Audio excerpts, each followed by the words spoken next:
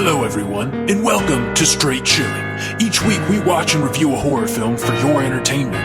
You can send all questions and comments to straightchillingpodcast@gmail.com, and don't forget to keep chilling. Yeah, we straight chillin', serial killing. 5 cold villains on the mic, got you reeling. 5-star ratings from the floor to the ceiling. If you get your 1 star, no time for feelings. Got a team and DJ, all the 1s and 2s. By the name El Sabot, so don't get confused. So grab a seat by the fire, roast them all with 2. And prepare to hear the legend of the Straight Chillin' crew. What up, nerds? Welcome to another strange intro here at StraightChillingPodcastHQ.com. Yada yada. My name's Bob. I'll be your host for the evening. This is going to be episode number 194, recorded on Tuesday, December 18th, 2018. Tonight we're going to be talking about Christmas Evil. Before we get into the review, let me introduce you to all these mother truckers on the show. First up, calling in from Santa Barbara, California, my boy Randy Gandy G. Landy. Oh ho, goddamn ho from Santa goddamn Barbara. You guys ready for some Christmas Evil tonight? Yeah, son. I'm excited to talk about this movie. Sucker Free Tuesday. I'm really not selling it, but I am, I swear. Yeah, I can't tell if you're being sarcastic or not. Last but not least, calling in from Southern California, my boy Soul Juice Stains. What up? It's your boy Santa Stains. Ho ho ho, bitches. I didn't know you were in Southern California too. Well, I know. Southern. We are all in various southern regions. Yeah, can't get out of the South. Just different South. Yeah, the dirty South. We're always keeping it dirty, boys. Slightly different. Gentlemen, you know, this is like our official Christmas episode. This is gonna go up just before Christmas. Are we in the Christmas spirit? Are we feeling happy and jolly this evening? I don't know about that, but I'm in the spirit, sure. Like, right. Jolly is in the eye of the beholder. That's what I always say. But yeah, this actually, there's a lot of like Christmas related shit around here. There's a town called Santa Claus about, I don't know, like 10 minutes outside of town. I don't know why, but there's somebody named their town Santa Claus, California. Whole town? The town. And we also went to this place recently called Salvange. I don't know if I'm pronouncing that right or not, but it's basically like fashioned in the sensibilities of like a Danish village, and it's very Christmased out like crazy. And we went, and there's like a Christmas year-round store and shit. Anyway, so yeah, I got like through these various means, I've been fucking Christmased intensely. Nice so far this year. Yeah, actually, it's my Wednesday, so on Friday, it's the day before I leave to come back to the States, and we are having a massive Christmas party where a ton of our old students are like coming back to celebrate Christmas. And as a result, there's a store here called Daiso. It's pretty much like the dollar center in Target, but like in a 2-story store, pretty much. It's kind of like a dollar store, but like to the max. And our coworkers pretty much bought out their entire Christmas section. And it looks like somebody puked out like Christmas all over our house, which was really cool when it snowed, because even we had these like pretty dope trees in our yard. And so they put like ornaments all over that and everything. So when it snowed, it legit looked like this like Christmas. No, like for that, it should be pretty cool. Oh, you're back. Yeah, he froze up a little bit, but we're good. Did I freeze? A little bit. Froze. Oh, how the tables have turned. I know. So we're recording this episode a little bit earlier in the week than we usually do, because there's going to be a lot of international traveling this weekend. But our boy Joe Bobby Briggs coming back this Friday for a very Joe Bob Christmas. Richard. My boy Richard Bibbs is swinging back into town. Dick Bibbs. Dickie Bibbers. Seems like we were just watching his old crusty Ricky Dick Bibby thing. We were. Yeah, man. I'm stoked. We gotta have to live tweet that shit a little bit. I will make it through 2 movies guaranteed, and then I'll probably fall asleep. It's gonna be when I'm flying through the air. Yeah. When engagement collapses on Friday night, you guys can all at Rob and make sure he knows he's a failure. Sleepy ass motherfucker. I'm gonna ask my stewardess if I can get the Dick Bibb stream going on this plane. See how that goes over. You will not be returning can you give home. me that live stream of Dick Bibbs, please? Do you have any Dick Bibbs, ma'am? My dick is filthy. Before the word dick exits your mouth, she's gonna electrocute you with a fucking taser. They don't have any of that shit, no mo. No mo. Gentlemen, we've got some housekeeping to tackle real quick. It's getting down to the wire for the January poll pick. If you support us on Patreon at the $5 level or above, you can vote amongst 3 films, one of which we will talk about come the month of January. The movies that are up there you can vote on are The Descent, Pieces, and Scanners. Last week it was a dead tie. Currently, The Descent has pulled ahead.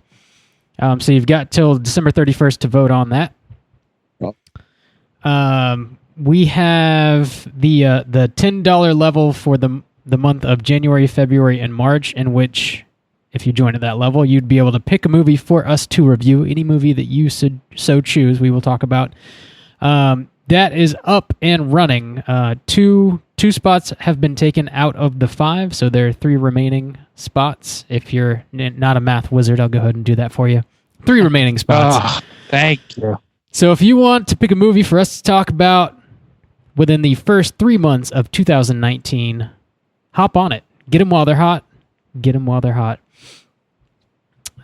We also have a new patron that we need to shout out. A brand new patron. Hallelujah. From down under, I believe, right? From down under. Good Sir Brendan, a.k.a. Timsy. Cool. Timsy. I wonder if he knows our boy Shane. I wonder. Everybody in Australia knows each other, right? That's how it goes. That's how it goes. Racists. It's a very small place. Incredibly small. How do we know if there's any bogans involved in this? I want to know. We need to get a second opinion on bogans as they relate to cooters. Shane's been doing us good, but I would love to hear a second opinion from the deep south under to see if it's if a bogan, the term bogan is like well known, if it's used in daily conversations. I need to know Shane has not misled us. Right. We just really need to, like, we've gotten the cooter profile sort of locked in a little bit. Now we need to figure out what this bogan situation is going to look like. We're going international. I got to see what's going on in South Korea. See if we can track down that. See if there's a name. Field reporter Juice Stains on his cooter hunt. Oh, we got to send some cooter stickers down under. Get them out there. I think I sent one to Shane. I'll be sending one to good Sir Timsy as well. Cool. Last but not least, as far as housekeeping is concerned, we're having our Q&A session on episode 200, which is just in a few weeks. So if you have any burning questions for any of us on the show regarding horror or otherwise, go ahead and send them in to us through one of our various social media platforms, and we will Q&A that bitch on episode 200. We are interested in all of your burger questions. Any burger questions you have, send them our Burger questions. How many are we doing okay on that, or do we need, like, do people really need to step up their game? How urgent is this? We got a few, but we need more. We definitely need more. Come on, guys. We got to do a whole episode. A full segment. Yeah. Do our job for us. Give us stuff to talk about. We're going to cut off the slack for a month, and then people are really just going to be, like, really bringing in the questions then. We'll just cutting everybody off. Should any questions arise in Slack, we'll like save them and not answer them. Be like, you know what? We'll say, I don't know. Let me think on it for 7 weeks exactly. Or 6 weeks. I would like to say a big thank you. We have got a lot of YouTube subscribers since the last episode where we pleaded with you to subscribe to us. I'm trying to check, and also too, like at the beginning of the month of October, we didn't have any subscribers because we didn't have any content. That's when we started the 31 days of Halloween. I can't. Right now, we're up to almost 30. Good. So almost 30. A bunch of people have subscribed this week, maybe close to 10, because I think we're around the 20 mark.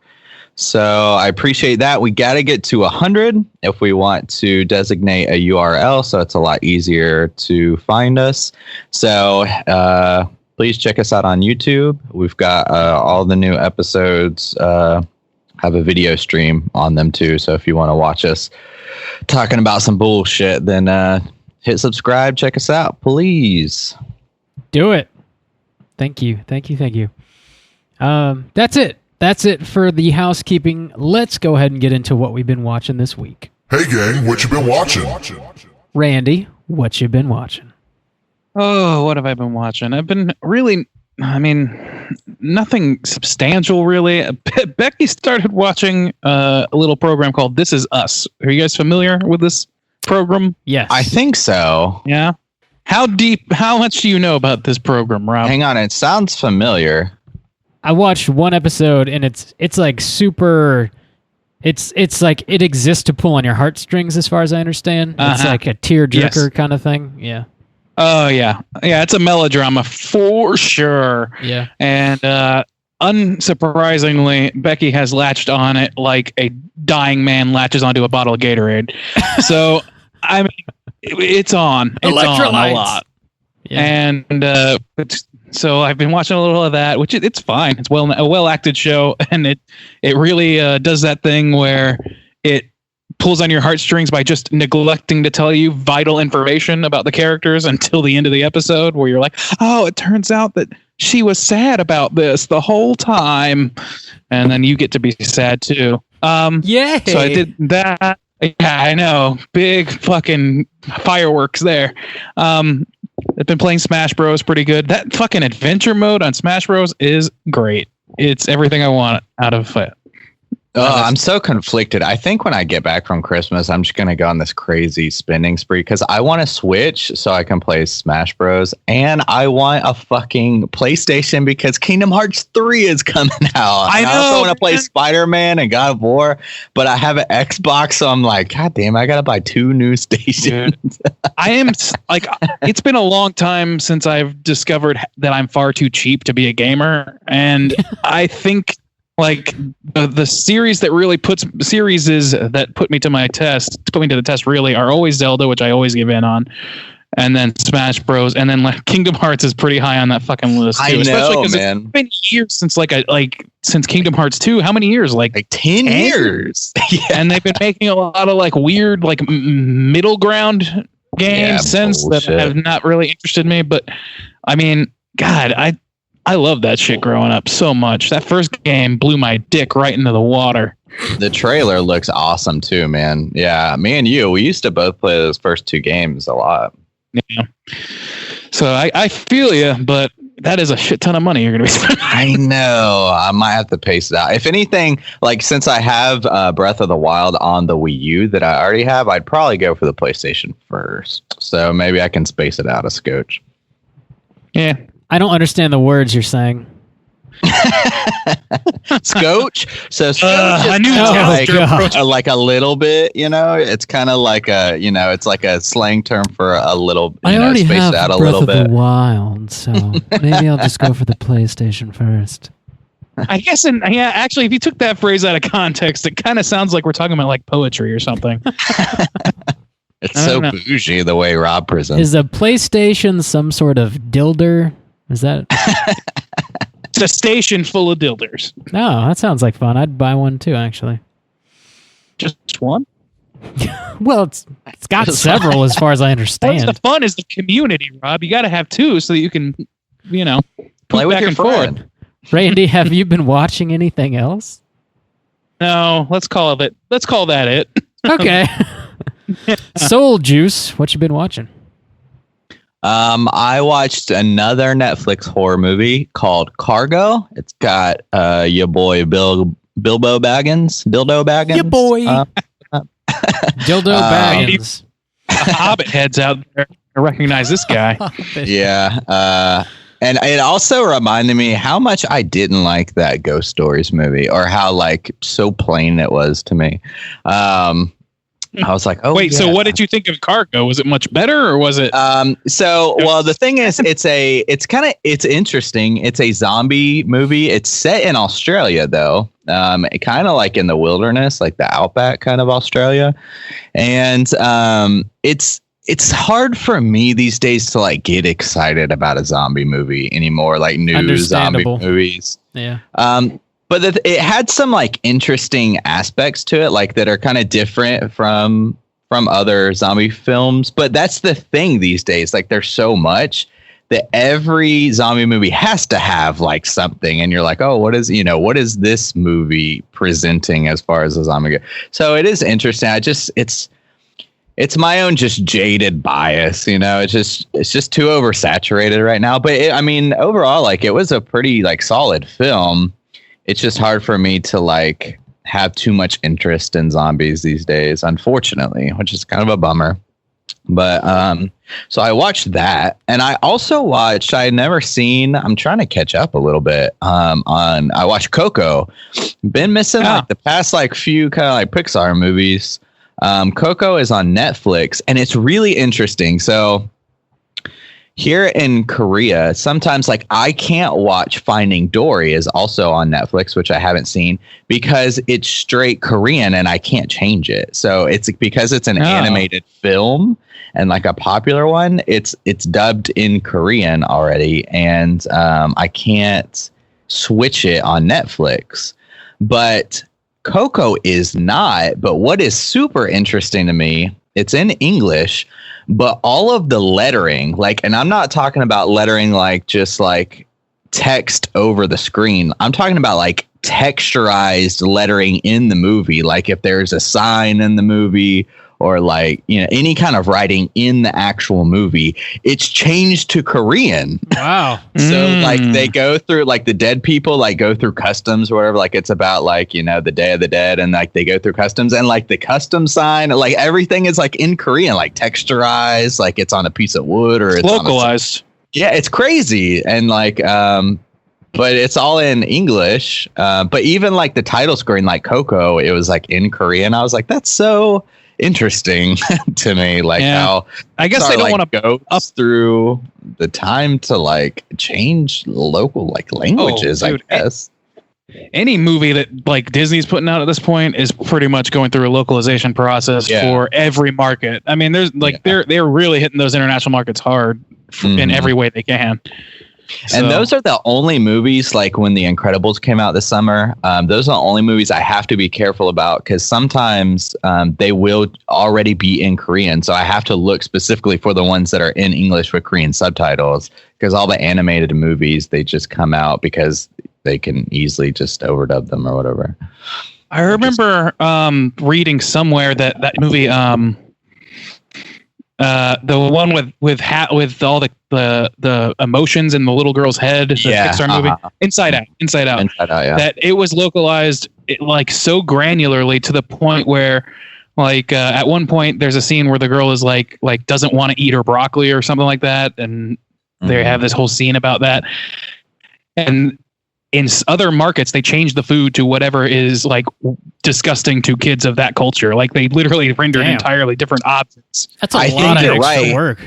Funny enough that you say that is because we have a local place. It's kind of like it's called Soul Forest. So it's kind of like a Central Park, but it's smaller or whatever. But every fall they do a series where they show free movies in the park. So they get this like big inflatable screen or whatever, and they put it up. And Inside Out was one of those. And we went, and it was already in Korean since it was a Pixar movie. So it was that. And I think you're right. I think they do change a lot of those things. And it was interesting because I had already seen the movie before. So we watched it all like in Korean language, but just seeing like some of the like subtle changes that they make and stuff for localized markets, super crazy. But Coco is good. Coco is good. I haven't seen like a new Pixar movie in a bit, and I thought Coco is solid. I agree. I still got to watch it. Hadn't seen it. Anything else, Juice? No, that's it. Cool. I watched a movie called Extremity, which is yet another Dread Central Presents joint. Like I said, recently I kind of been working through their catalog this year, since it's sort of like a new label. They put out about 10 movies this year, and I've watched almost all of them. I'm trying to round it out before the end of the year if I can. Extremity is basically about this chick who goes into an extreme haunt, specifically to like confront whatever fears she has.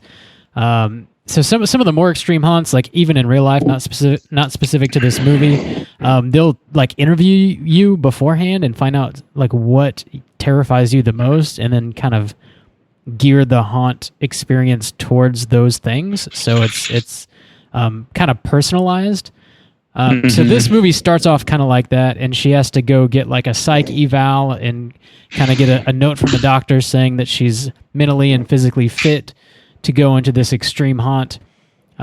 She kind of fudges the note, though, as she is not mentally fit. So she lies and goes into this haunt, and instead of like the haunt being too overwhelming for her, she sort of ends up being too overwhelming for the people running this haunt. So that sounds awesome. Oh, wow. That's interesting. I love that, actually. It's a great idea. Yeah. it was pretty cool. Yeah, it's as she's working through the haunt, like one thing that I kind of wish they leaned more into, like the stuff that they were putting her through wasn't as extreme as I kind of hoped it would be. But she definitely kind of goes ape shit. So it's a cool premise, and they did a pretty good job with it. And I definitely think it's worth checking out. It's got to be better than Hell House 2. Yeah, I didn't see that one. Unfortunately, I heard bad things. Oh boy. Yeah. We can talk about it another time. Yeah. All right. I also been watching season 2 of Ozark, which is a Netflix original show. Oh, how is it? Jason Bateman. Dude, it's really good. I'm on episode like 8, I think. I was kind of lukewarm on season 1. I thought it ended pretty strong, but the beginning I was kind of lukewarm on. So far, I like season 2 a lot better. It's like pretty damn solid all the way. Yeah, I recommend it. I liked season 1 quite a bit. So yeah, I think I've been sleeping. Yeah, I think season 2 is an improvement. So check that shit out for sure. That's it for me. Let's go ahead and get into the main event and talk about Christmas Evil. Kick it off with the back of the box. What's on the back of the box? The plot synopsis for Christmas Evil is as follows. A toy factory worker, mentally scarred as a child upon learning Santa Claus is not real, suffers a nervous breakdown after being belittled at work and embarks on a Yuletide killing spree. Christmas Evil from 1980, directed by Lewis Jackson.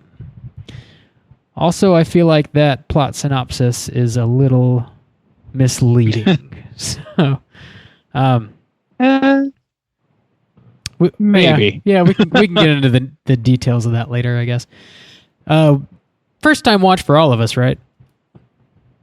Yeah, definitely first time watch for me. Yeah, for sure. It's not the first time I've seen this premise play out, though. Obviously, right. For anyone, like if you're having trouble finding this movie or like you want to watch along with the cast, it's a little obscure. I think I found it on YouTube though. Like I watched it all on YouTube. Yeah, so you don't need to like buy some crazy copy or whatever. It's up there. It's relatively easy to find on Blu-ray. Vinegar Syndrome put it out. It's like $20 or something like that. But yeah, if it's on YouTube, it's free. Check that shit out. There's an app. There's an app on Roku called Tubi, Tubi, that has a bunch of like free and sometimes obscure movies that had it on there.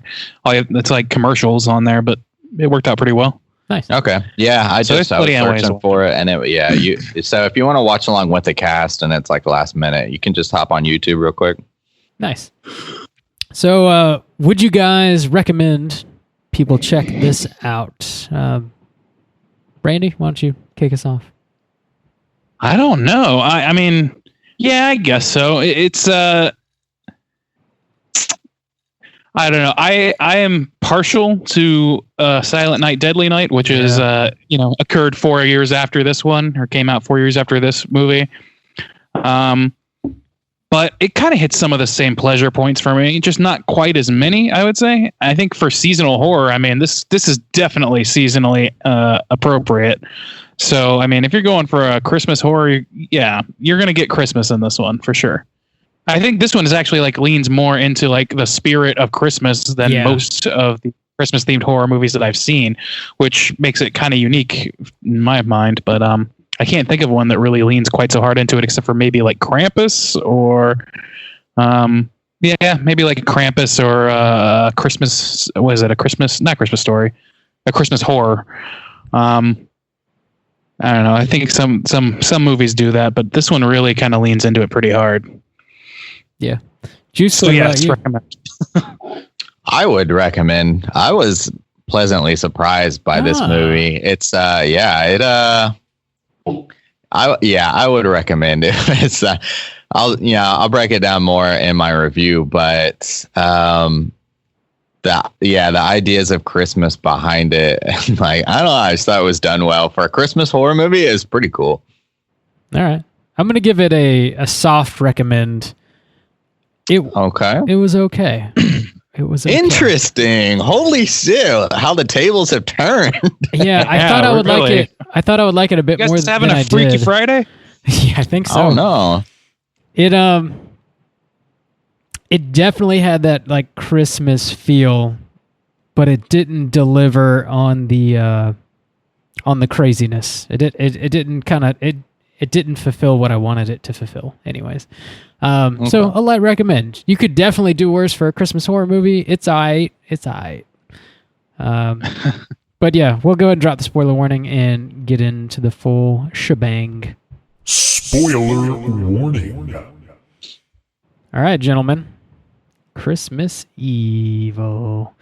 So I can see what you're saying, Bob. That makes a little more sense. I kind of agree with you on some of the stuff. Like it didn't deliver a little bit on what was promised. Because it definitely doesn't have as many like kills or like interesting kills that like Silent Night, Deadly Night would or something like that. They cover the harder part pretty thoroughly, and by that I mean like the character development. Like they really give you a lot. They fill in like the psyche of this man pretty well. And then they give you like one or two kills, and then they kind of tease you with it, and then it just sort of ends. Yeah. If they had like another 5 kill scenes or something, I probably would love this movie.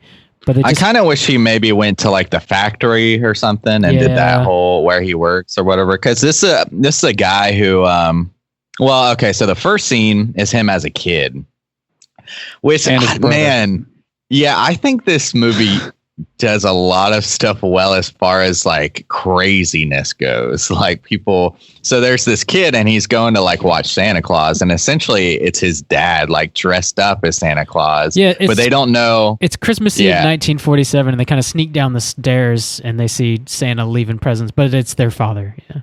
Yeah, so they go back up to bed, and like the older brother's like, "Oh, it's dad" or whatever, and the other kid just like he wants to like believe in Santa Claus or whatever. So he's like, "No, it's not." So he goes back, like, "Oh, it's really Santa Claus." But by then, the dad is like feeling up the mom. Which is really it looks like he's like quietly whispering into her vagina. It's bizarre. What do you want for Christmas this year?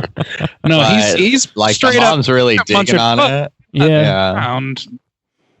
But that's and that's like the inciting incident for his psyche, I guess. He wants to believe in Santa Claus, but then turns out Santa Claus like eats pussy of his mom. And that's it. Like that's all it takes for a lifetime of psychosis centering around Santa Claus. Just like I kind of disagree with I see what you're saying, but I think I disagree to the point that his psyche is well defined or whatever. I don't think that's quite true. I mean, at least not it in terms of like the reasoning behind his actions. Like he says some shit. It's just kind of like nuts, but he plays nuts fine.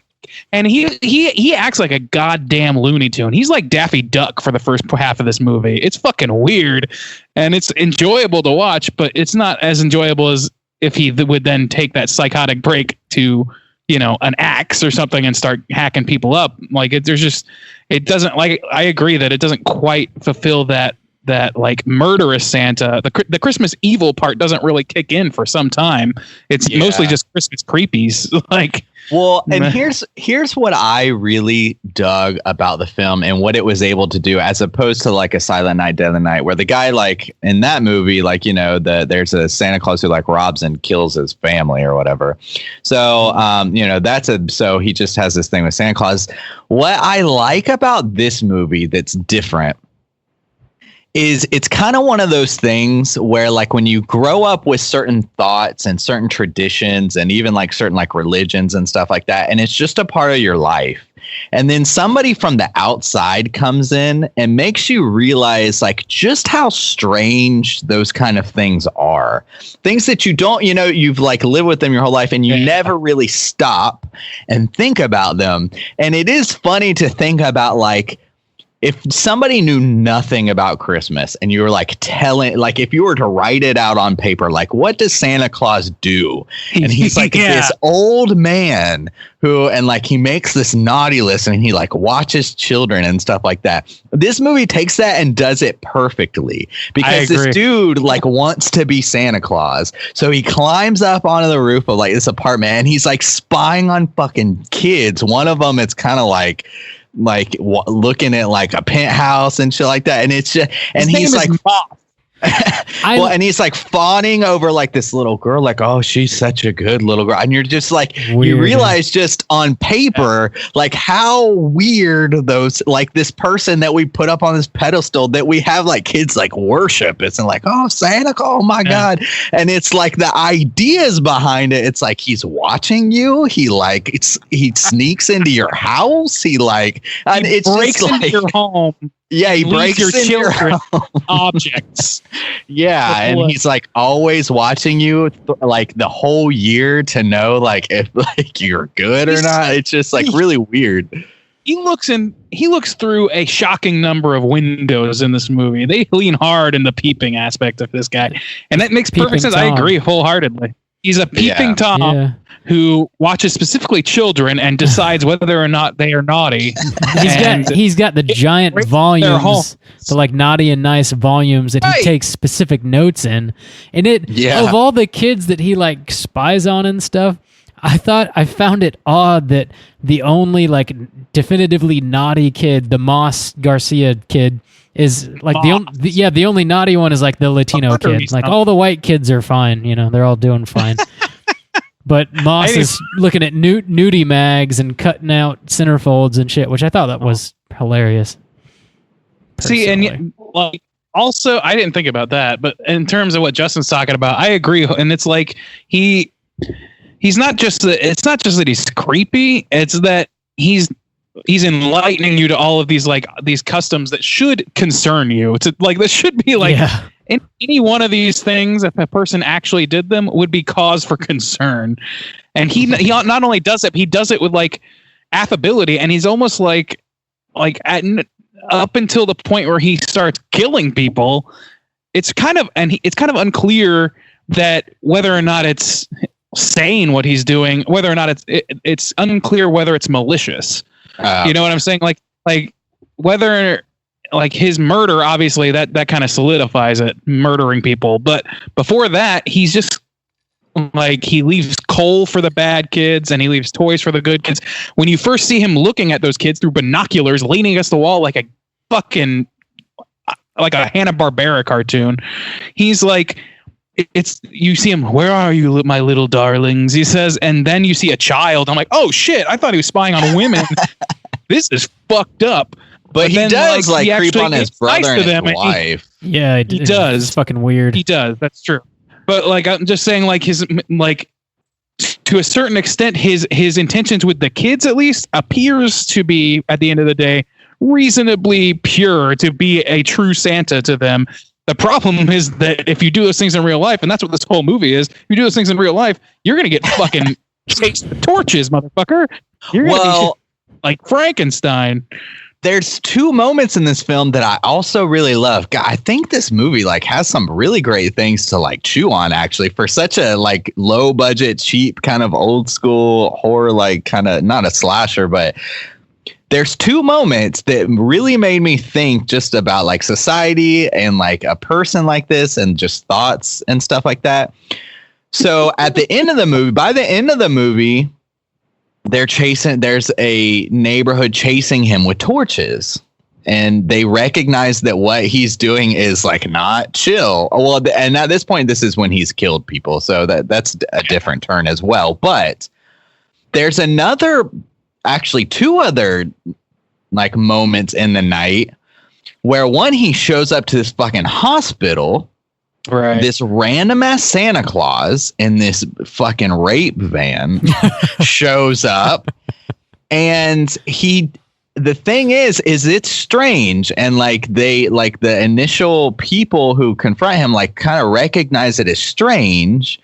But then he brings a bunch of toys to the kids. And so by the time he's leaving, they're like praising him, like kind of course, but they're like playing into his fantasy, like, oh, bye, Santa Claus. Like, oh, thank you, Santa Claus. Like, they're not treating him like this very strange man in this rape van who's shown up randomly, who doesn't even tell him like where these toys are coming from. And then there's another moment, too, where like people invite him. He's just creeping on this random like party. It's like business party or whatever, Christmas party. And people do the same thing. They like invite him in. And then by the end of it, like a couple people, they specifically show like their face like, this is weird, because he's like talking to the kids and shit. But most people are like drinking and not really paying attention. They're like, bye, Santa Claus, like paying into like his fantasy. And it's totally one of those things. You get this dichotomy where you do see like some people like at the first part of it, like most people just accept it because he brings all the toys. The party is the second one where it specifically focuses on some people's faces where they're like, this is not chill. And then by the end of it, people are chasing him with fucking torches. And just that idea of like, because you get that argument sometimes where like somebody does something and it seems nice, like in society, but people like are skeptical of it because they're like, this is strange. Like, why is this random man showing up? But then some other people criticize those people like, oh, you can't even like accept a good deed. Like, you can't just like, nobody can be pure. Like, nobody can just bring toys to kids. And you're like, yeah, they can, but it's still strange. And sometimes you get that tension between just people where like some people just want to accept like, yes, somebody is good and they're just bringing toys, where other people are just like skeptical of that. Like, understandably so, like, this is weird. And I loved seeing those situations, how it developed, because like it is weird, but he is bringing toys. So but that's the thing is like criticize him in the moment. I don't know, man. What you're describing, like, there's no, in the moment, those people have no reason to be too wary of him. Like, it's Occam's razor. The most likely scenario when he's at that hospital is that this is like a Santa that's been hired or that's like purchased a bunch of toys for the kids and is now showing up to give out some Christmas cheer and all this shit. People do that shit. They just usually come with a card that says, I'm from, the Apple store, and they've been hired to do a bunch of toys for tots. Yeah, it's weird that he doesn't provide that like shit, like identification or whatever. But he's giving them toys, and they're like, he's, as long as they're not waking up the kids for it, they're like, okay, well, we'll give the kids toys. We're not going to say no to that. Yeah. And then you have them at a party, and like, if I'm at a party and Santa Claus shows up at a fucking Christmas party, I'm not even blinking. I'm like, oh, somebody hired Santa. And Santa comes in. The only thing he does that's weird there is he says, if you're good, I'll bring you something you always wanted. But if you're naughty, I'll bring you something terrible. Which is like, that's where everybody's kind of like, cool. Okay, I guess. All right. And that's the only like inkling you have in that moment. Otherwise, he's actually a great party Santa. He's dancing. He's fucking cutting a fucking rug. I guess it's the fact that too, like, people found him creeping on the party. So it's not like somebody knew, like, oh, we hired. It's like a couple guys like run out and like, hey man, come on into this party. Like this dude like peered in through the window dressed as Santa Claus. But they like, first of all, those guys are drinking. Yeah, and that was kind of like the thing. Most people don't know that at the party. It's just those guys that know that they brought him in out. Like, yeah, they're the only people that know like where the Santa came from, so to speak, and they don't know the whole story. But they're like, oh, it's fucking Santa. It's a Christmas party. Everybody wants to see fucking Santa, and there's no reason to be wary of that. So yeah, you can be like suspicious, and there's no reason to be suspicious. It's just that like it's Occam's razor. The most likely scenario is that it's harmless. They don't know that he's going to stab somebody in the eye with a toy soldier later on in the night. And if he did, I imagine they would not be doing dances with him. So I don't know. I see your point, but it's like I think that this movie more like the interesting dichotomy to me is it's sort of this Frankenstein story of a guy who means, on one side, it's a guy who means well, who's trying to do something positive for the world. He's doing it in a really strange way, but he's doing it, and he's giving toys. He's stealing from these assholes that he works for, these toys that were promised to kids, and he's actually giving them to the kids. And he's like, whatever. But then on the other side, it's a story of a deranged lunatic who couldn't handle seeing Santa eat out his mom and now is stabbing people outside of churches. So, like, to me, that's like the weird confluence of ideas. I don't know what to make of it, but I think it's interesting that that's the same movie. Well, and that's kind of the same thing I'm talking about too, is like the idea, like, you want there to, you want there to be good in the world, but at the same time, it's so clear that this man is insane. He's crazy. Yeah. He's creeping on kids. He's like in their bushes. So you're like, well, that's certainly not okay. Like, why does he rub mud all over his face and then press his face against the side of the house? In the movie, it doesn't make any sense. Man. He just makes out with the side of the house. It doesn't do anything. What? I couldn't figure that out either. Like where that was even coming from. That's just like Daffy Duck antics. That's just insanity. I love that because it shows like without like any sort of hesitation, like, yep, in case you forgot, this guy's out of his goddamn mind. He's unpredictable. You like, this guy will do anything he wants to do in the moment. Anything that makes sense to him is gonna happen. So look the fuck out. Yeah, the only thing I could think of is he was specifically going after like one of the naughty kids. Like I think it was the kid with like the penthouse or whatever. Garcia. Yeah. So the only thing is, like, I was like, maybe there's some kind of lore or some tradition that I don't know about, like from the Krampus standpoint or from like a naughty kid standpoint, like we all know, like, oh, they get like a lump of coal or something. But like, I was like, maybe there's something to that, but that was very strange. There was another kind of loose thread that this movie never tied up. So like he's obviously hung up on this fucking Garcia kid, and he wraps a present specifically for him, and he makes this like really weird tag that says like, for Mas Garcia, and it's got like a little creepy face with like mud on it and everything, and he sets it on the back. Got a snowman on the back stoop, but we never see Moss open the present. We don't know what was in it. And I was like, I wanted to know what was in that fucking gift, man. Yeah, I wanted to know too. Yeah, I kind of want to know too. I know. Because he makes it is. We know what it is. He went to the fucking under a bridge and dug up a bunch of dirt and put it into a sack. That's right. That's super lame. I wanted to see the kid open it though. I don't think he left the kid. I forgot that he did, or like I didn't. I forgot to connect to those. I remember him doing that, but I just figured there'd be more to it. I'm pretty sure. I'm like 95% sure that's what he was doing. But I also wanted to see the result of the kid getting that. Be like, what the fuck? Yeah. That's why I'm wondering, like, with the mud and everything, like, is there something to that? Like, maybe. I don't know. That's very strange. He also in his list of things that Mas Garcia does wrong, he has like what was it, like poor body hygiene or something? Body hygiene, which was very strange. Maybe it's like dirtiness is like, I don't know. That you could. That's the thing is like you're trying to decipher a madman, and that's like actually kind of engaging about this movie. It's like, what the fuck is this cartoonish villain fucking doing? What is he up to? He also I didn't see him as too cartoonish. I thought I mean, like his actions like were kind of, but they like he's like play him as very darkly insane. Like even when he goes into his job one day and he's like changing and he like does this thing where he swipes his hand over his face where he's like bipolar or some shit, or like he's like he's telegraphing this, like, oh, I'm putting on my mask now, and my mask, it's like the Batman. No, this is your mask, Bruce. This is your mask. But and like even establishing him early, like one of the first things we see from him as an adult is spying on kids. So fair, like from the get go, like they're like, you're like, this man is darkly insane. Like, oh, you're right, and it's not that I'm not saying that he's not that. He definitely is like insane, and like when you dissect what he's actually doing, it's very insane and creepy and unsettling. What's cartoonish is the way he behaves while doing it.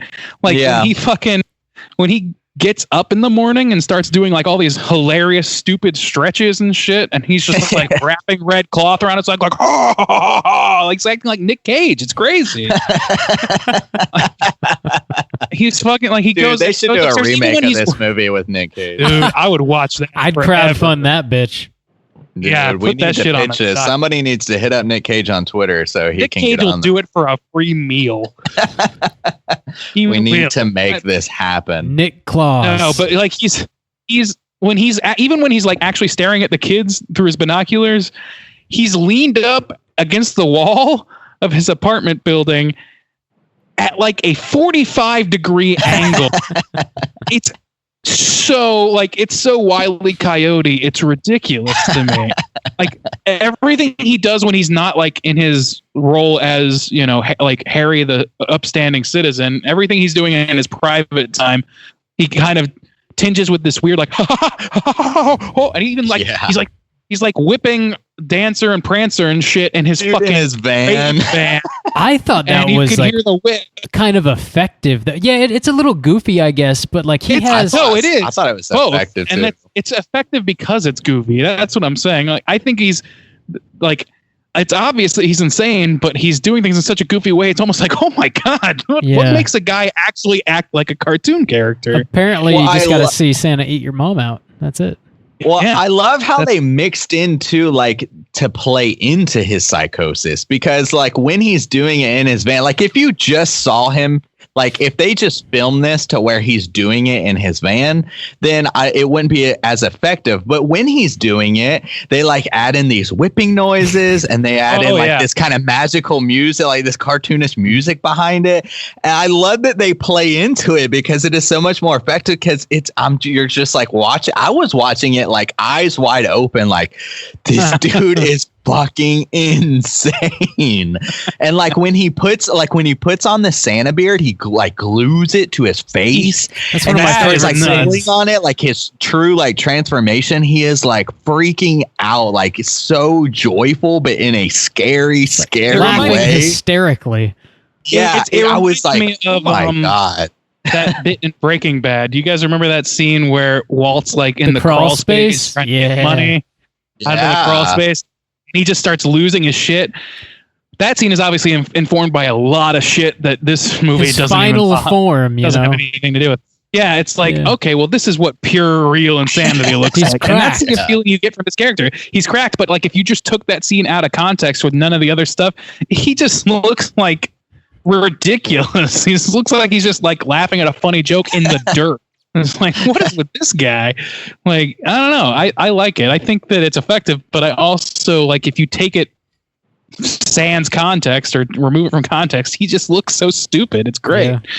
Yeah. He looks stupid and menacing at the same time. So if I'm remembering right, I didn't take proper notes on this one, but there were 2 Santa specific kills, right? At one point he goes to a church and he's kind of like attacking, not like the CEO of his toy company, but like somebody who's in charge, who's like they didn't kind of yanking around toys. A fundraiser. Yeah. So he stabs him in the eye with a toy soldier like knife, right? Was that guy? I was having a hard time with this. Yeah, that guy was there, but he's not the guy that got stabbed in the eye.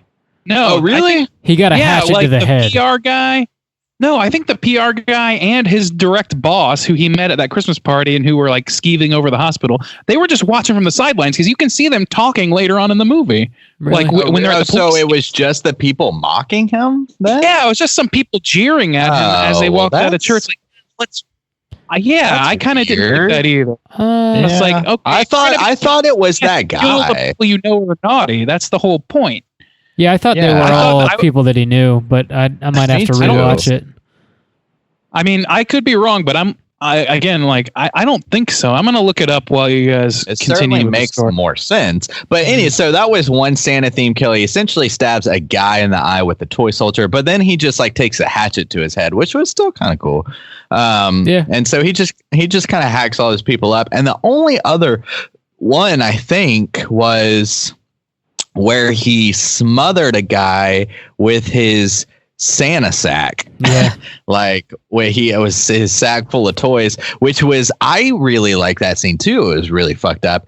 It's because he first goes in and leaves presents for the kids, and the kids see him in this house and they're all excited that Santa Claus is there, so they go back to their room. When they go back to their room, the dude goes into like his parents' room where they're sleeping and smothers their father next to the mom who's like sleeping. You gotta be a damn heavy sleeper. Who would not wake up? Yeah. He's got this giant this dude is sack of toys, suffocating. like he's writhing.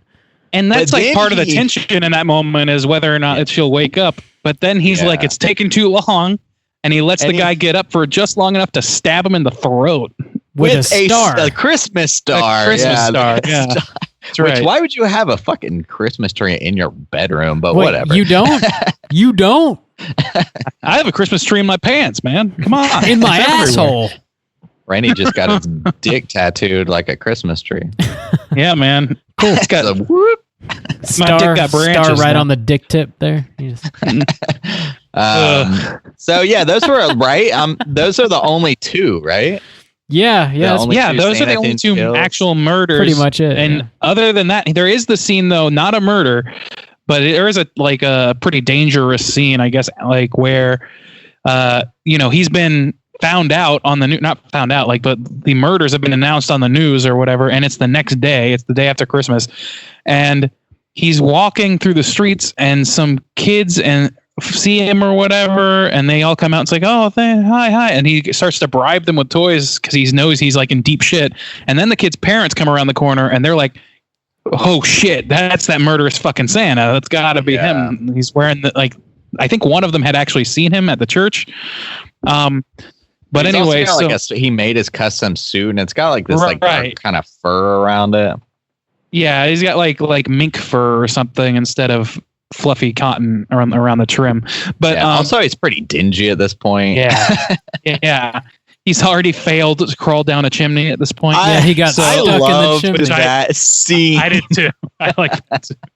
It's like I love because that's I think right after the hospital scene where he's like, all right, my delusion's working out basically, and then he gets to the chimney and he's like, oh, I guess He I'm too tries to fat. go For a down minute, it and For a just minute gets there, stuck. I thought that was going to be the end of the movie. Like he was going to I try did and go down too. the chimney, get stuck, and then like And get freeze to and death. die.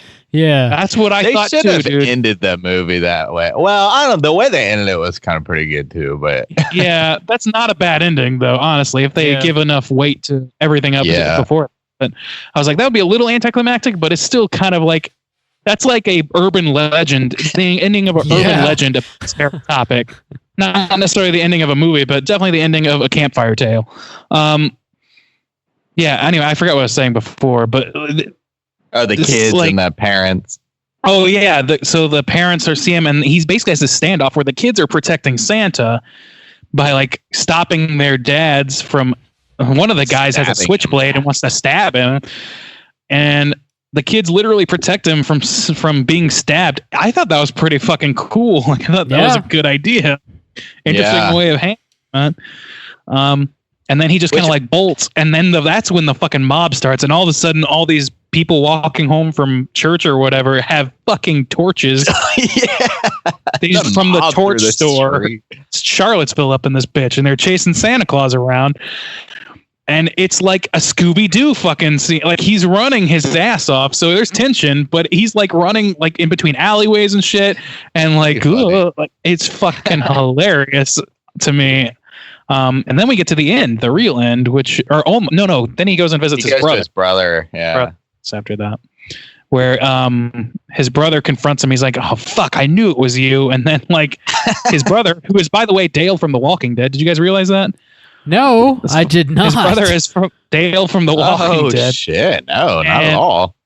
Yeah, and he's like freaks out and chokes out his brother. Thinks he kills him. I even thought he killed him for a minute. I was like, yeah, thinks he kills him and then drags him out to his van. Puts him in the van, which has a very nice sleigh painted on the side. That family is pretty fucked up. Yeah, it is. I don't like that. That took me by surprise because like his brother is obviously like got some issues too, but he didn't seem murderous in the least. I don't know, murderous, but he does like hate. He loves his brother. He's like, you're such a like disappointment. You're such an embarrassment. But he also feels kind of responsible for him. Like, oh, you're my brother. Like, I got to keep you in check or whatever.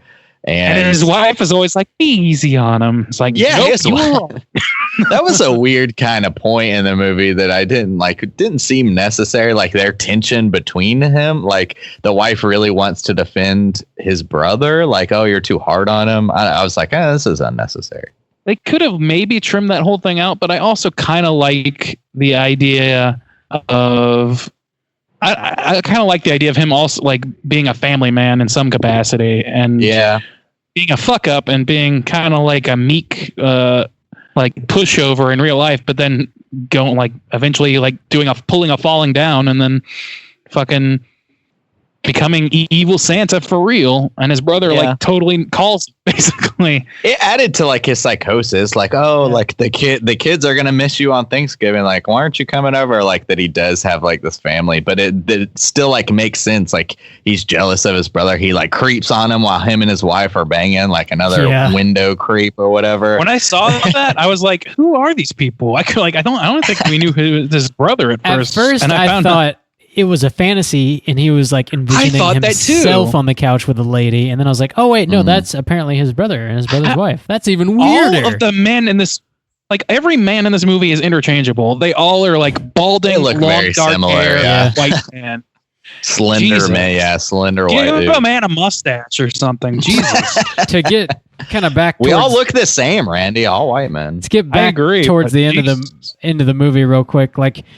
His brother chokes him out, thinks he's dead, stuffs him in his van. Turns out he's not dead, but the window's rolled down in the van, so he just like cold cocks his brother, knocks his ass out, drives off, and of course the angry mob's still chasing him. And then he drives his van off of a bridge, and his van just flies. Yeah, it's got a sleigh painted on it. So it's like his Santa sleigh. And he was saying the end of the Night Before Christmas rhyme as well, which bookends the movie. They start with it and they end with it, and him like away, dash away all, whatever that the line is. Yeah. And then he flies through like a barricade, and I think it was into a river or maybe a ravine or something, but he doesn't fall. He just flies into the fucking moon. He never even starts to fall. It like drives like straight off the bridge and like toward the moon. Yeah. So what do we make of that? What do you guys make of that? I'm pretty sure it was a deluge. It's like the most literal translation of Santa Claus, as I guess would make sense. Like he follows all the rules throughout the whole movie that Santa Claus apparently does. He like watches the kids, who's naughty, who's nice, breaks into your house, leaves you boxes of dirt if you're naughty, leaves you actual presents if you're nice, and apparently he murders your parents if they're shitty and they don't want to donate kids to or they don't want to donate presents to hospitals and shit. So then they just kind of like go full, like they just like fully lean into it even on the end, I guess. And like his rape van flies because it's a sleigh and Santa's sleigh flies. Well, no, I mean, just like I was saying before, like the movie, it's more effective because it plays into his fantasy. So like when he's whipping the deer, like if you were just to have a shot of him whipping, there's no whip sound, there's no like magical Christmas noise behind it, then it's just like like, you know, it's not as effective, but to play into his psychosis is what it's like, the kind of like the unreliable narrator, you know.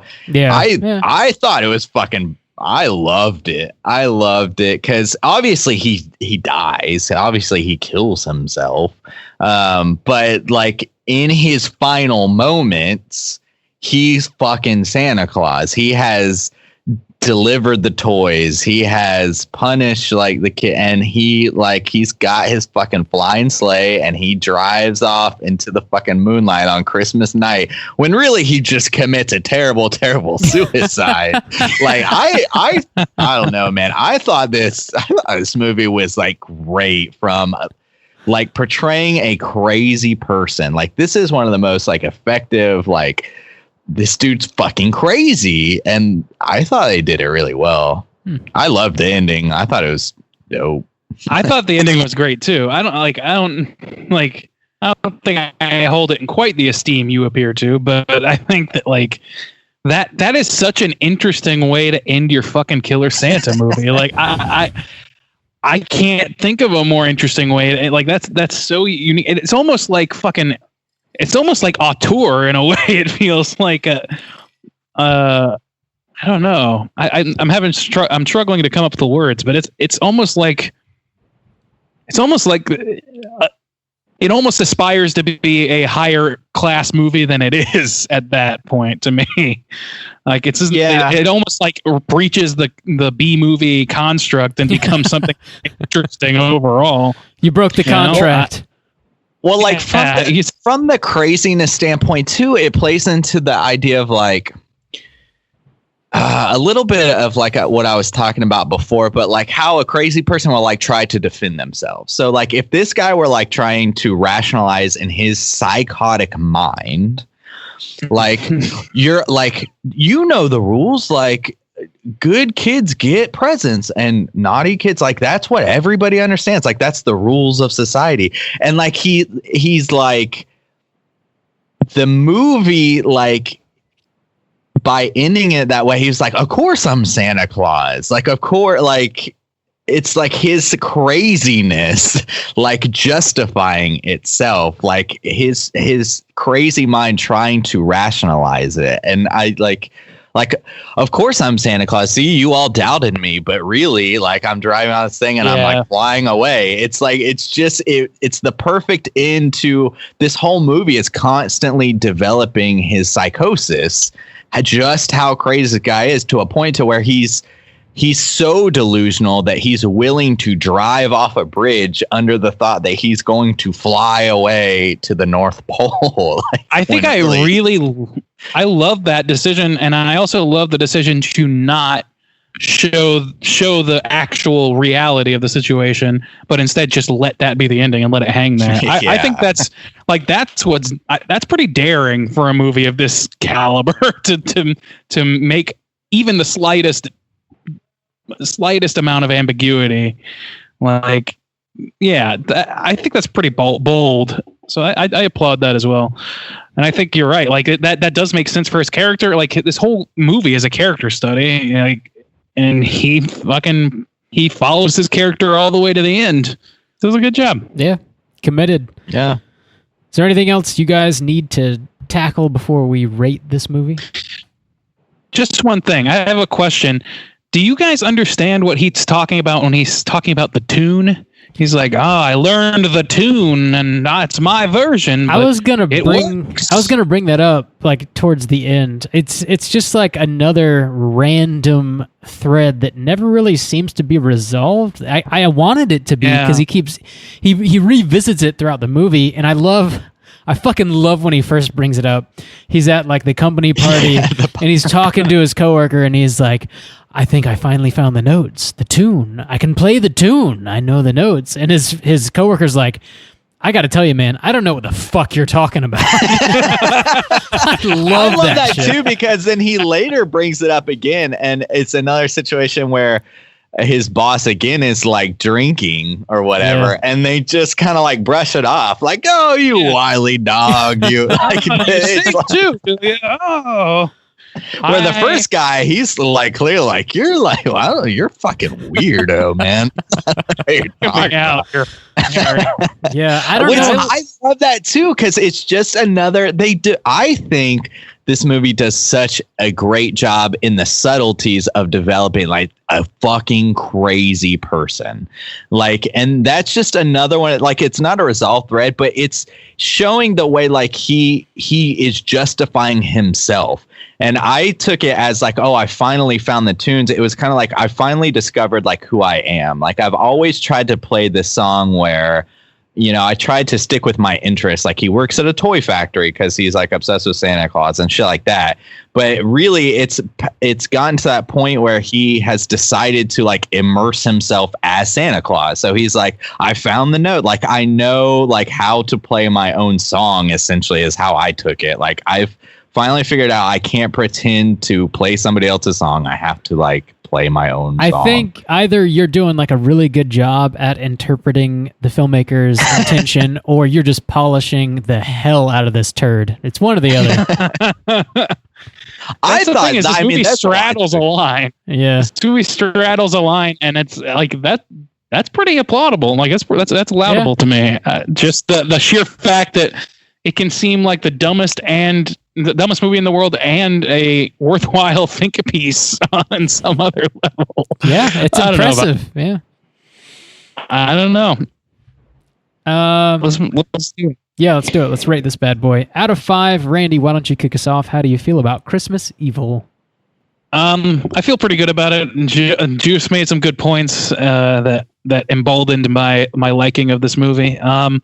I had a good time watching it overall, just like on a sheer like id level, just surface level stuff, which is kind of what I was anticipating. I know this movie predates Silent Night, Deadly Night, but I still like can't help but compare the two. Like, I really can't do it. Like, Killer Santa movies are always going to make me think of Silent Night, Deadly Night, always.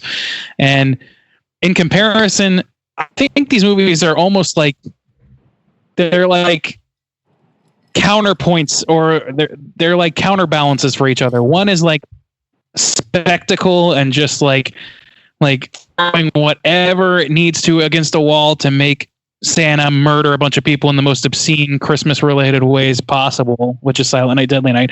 And this one takes the other tack of really leaning into the psychosis of it all and really like spending its time with that stuff more than actually showing the spectacle of murder. Like, I don't know. I like them both for different reasons, but I don't want to compare it to Silent Night, Deadly Night purely as my rating. I'll say that in my comparison, I like this movie better for one reason for sure, which is that it actually uses known Christmas songs as opposed to a bunch of like third-rate Steve Winwood. Warm side of the door. Yeah. I love that they didn't use free damn Christmas music in that movie. Yeah. They're public domain. I don't understand that. But it's always Christmas. It's a strange Christmas decision. Evil, I think we really touched on all the things I liked about this movie, which is I like that this guy is so clearly insane, and it's kind of dark, but it's also hilarious to watch him like exist in his machinations. And the ending is so interesting and so unique. And I don't know. It surprised me for sure. And I think it would surprise pretty much anybody. I think it's like leans into the Christmas spirit quite a bit and like actually makes that a plot point instead of just a setting. I don't know. I think it's admirable. I'm going to give it a 4. Wow. 4. Okay. Yeah. 4 for me. I gave Silent Night, Deadly Night a 4 also, and I think I like them both equally, just for like entirely different reasons. Nice. Okay. Juice, out of 5, how do you feel about Christmas Evil? Yeah, I'm trying to think too, because I'm a little conflicted. I think I'm going to give it a 4 as well. I'm going to give it a 4. I was dancing around the 3.54 area anyways, but one of the things I'll just say I thought it like was a brilliant like study piece, like Randy said, into the psychosis. I share kind of the same disappointments. I do. They obviously wanted to go that way a little bit. Like, they show a couple Santa kills. I mean, it's like specifically Santa, like, oh, he, strangles him with his bag or whatever. And he the toy soldier. So it's like they wanted that intention. They didn't want to avoid it. And I just wish they would have leaned into it more. And I felt they could have done more of that instead of the things that didn't make sense to me, like the whole mud thing on the kid's door, like the sack of dirt. And, I feel like those were missed opportunities to do some more kind of that stuff, the cool Santa stuff. So that was a bit of a disappointment to me. Also, this just seems like a really low budget film, and some of the editing, at least in the version I watched, was like choppy and like not good. And like, so, that certainly hurts it. I would I don't know if it could be pulled off now. And it's unfortunate that they couldn't polish it up more back in the day when they made this. Like, I wish, because I'm like, oh man, I wish they would remake it and give it like a good kind of budget, and like somebody crazy would play it, but stick close to the original. But I don't know if they could recapture a lot of the zany stuff that makes this film so appealing to me. I think if you had Nick Cage and have it directed by like Terry Gilliam, that it would be fucking perfect. So maybe one day, but I thought for what it was pretty solid. If it was just a little bit better, if they could have cleaned some up, it would like really blow me away. And it's just like, so close to me. Like, that editing's so shitty sometimes and stuff like that. But overall, as I was watching it, I was like really surprised, really impressed overall. And I really enjoyed it. I thought it was a pretty great Christmas horror movie. I'm going to come in and give this a 2.5. I was a little underwhelmed, actually. I felt like it was a lot more half-baked than you guys did, I guess. Like, as far as the reasons for this man breaking, I feel like they very loosely lay it out, and then all of a sudden you're just sort of with this man who's an adult, and he's already a fucking crazy person. And so they don't really give you like too much backstory, which isn't that big of a problem if you just kind of roll with it. And what I do like is that they kind of lay out exactly why he's doing almost everything that he does, because, he's just following the rules of Santa Claus, and he follows them like to the T, which is something that I hadn't seen before in like any other Killer Santa movie. Because like in Silent Night, Deadly Night, they give you like a lot of backstory, and they basically explain why Billy had no other choice other than to fucking break and become a killer Santa Claus. Like, he had no fucking choice. And then when he does it, like, he just kills people for really no reason. He just kills people. So they're kind of opposites in that way, I guess. So I really like that they lean into the Christmas spirit, and also something we hadn't mentioned before about this movie. I really like the way it's shot. Like, I don't know exactly what like the technique is, but it's got this sort of like halo around any sort of like Christmas lights or like bright silver object. It's got this like warm halo around it, and that's something that you see in a lot of like Christmas movies, and it just kind of like leans into the Christmas feeling a little bit more too. And I enjoyed that aesthetic going into it, but there just wasn't enough payoff. Like, you've got this guy and he's got his rules and he's fucking crazy, and I love, like, there's a couple intimate moments with the character where he just like fully like has a breakdown on screen. There's one moment where he's humming some sort of Christmas carol like right after the holiday party at his office, I think, and he's like holding this little toy in his hand, and he's just sitting there humming, and he like crushes it in his hands. And then the part that we mentioned before where he like glues his beard onto his face, and he's like tugging it and it won't come off, and he just starts laughing hysterically. That's like such a fucking killer scene. So you're kind of like in it with this dude when he's there. I wish they would have pushed it a little bit further. And that fucking Garcia kid, I wanted there to be like a severed head in that box or like something fucking crazy. If they just pushed it a little bit further, I think this movie really would have hit me where I wanted it, kind of where I thought I need to make an amendment to my score. Oh, I'm going God. 3-5. I'm going 3-5 because I forgot about. You made a really good point. You made a great point, which is that the whole Prometheus for this whole thing, and I forgot to take this into account. The whole like start of his journey being that he saw his mom getting eaten out by Santa Claus. His mom ate out Santa Claus. Yeah, probably both. It was the 70s. I just think it's too. I think it doesn't work for me. Everything is kind of meticulously laid out later on for the most part in terms of like why certain people are getting killed and things like that. But there's no specific reason for a kid to react that so badly that you become schizophrenic. Yeah, because of that. And that part, like, really just I was like, that's it. Like, especially when your brother's like, no, that's just dad. Well, the only thing that supports it is maybe this kind of supports it a little bit is that you find out later, like that the brother like has some problems too. Like he easily gets aggravated. Like he yells at his kids when his wife is kind of hassling him and then it gets to the point to where his brother like is willing to murder his other brother. Or, you know, like the supposedly like sane one who didn't see the mom, you know, getting eaten out by Santa Claus, like still has some problems. So it could just be like a family like psychosis thing. It's just this other kid had like this weird thing that kind of made him crack a little bit further as far as the Santa Claus obsession. But it seems like the brother just has as many like weird, like aggravating tendencies as the other one. He just doesn't push it. Obviously, I don't know. He's not as insane as his brother. Right? He has a fit of rage. Insane, but yeah, he's enrageable. I think he's Incredible Hulk to the Joker. Like it's not the same thing. So, but yeah. Anyway, sorry about that's. That was pretty much all I had to say. Anyways, I think we pretty much covered it. So with Randy's amended score, the aggregate is going to be a 3.3. That's fair. Yeah.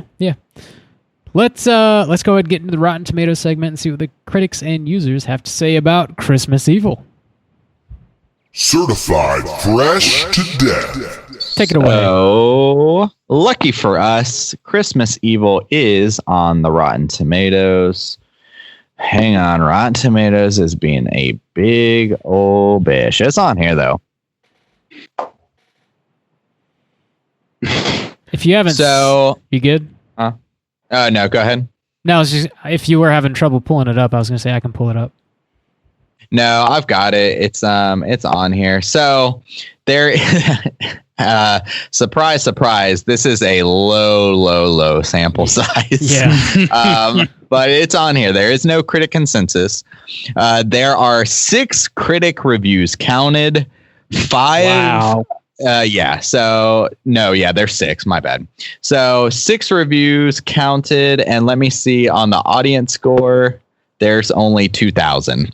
So between the two, there's not a whole lot. So let's do the critic first. Critic consensus. There is none. Let's go around the table first. Rob went first last time. So Randy, what do you think the critics, whoever they may be, rated Christmas Evil?